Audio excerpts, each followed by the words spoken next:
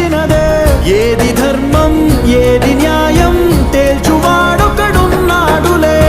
లెక్క తీసి శిక్ష రాసే కర్మ ఫలమే ఒకటుందిలే.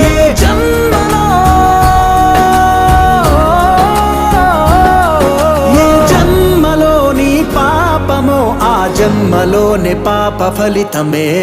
ఈశ్వరుడే ఈశ్వరుడే చేసినాడు కొత్తగారనే. సాక్ష్యమిదే సాక్ష్యమిదే భిక్షువయ్య బింబిసారుడే.